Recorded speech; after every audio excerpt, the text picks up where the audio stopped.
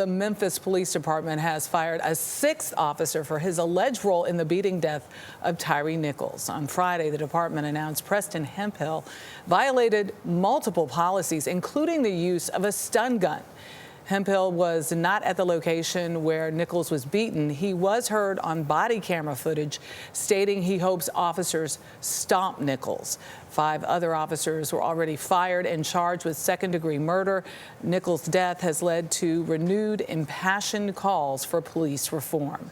CBS News congressional correspondent Nikole Killion has more now from Capitol Hill. You are my friend. As Tyre Nichols was laid to rest this week, We need to get that bill passed. Amen. a call to action. We demand that Congress pass the George Floyd Justice and Policing Act.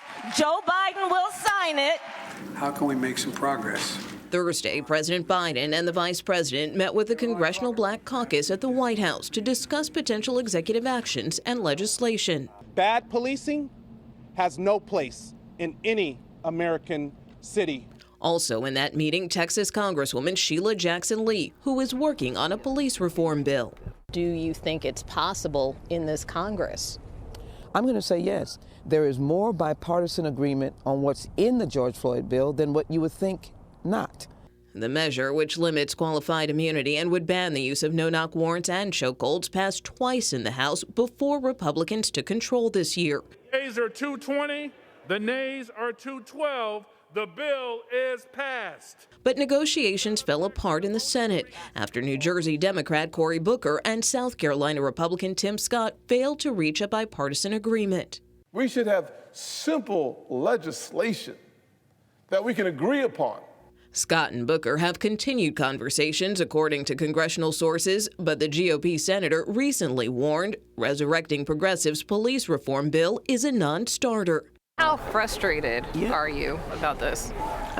Enormously so. Jackson Lee, who attended Nichols' funeral this week and spoke to his mother, said she hopes any new legislation could possibly include his name. I think we have a lot of support for Tyre Nichols' name being part of the bill, and we have a lot of support for the idea of duty to intervene and duty to care. There were EMT persons who now have been caught up in this tragedy because of inaction. I'm sure that hurt Tyre's mother, and so I wanted to assure her his name should be attached to that. Tyre Nichols' family is expected to be at the State of the Union next week, and CBS News has learned other families impacted by police brutality could be as well. For CBS Saturday Morning, Nikole Killion, Capitol Hill.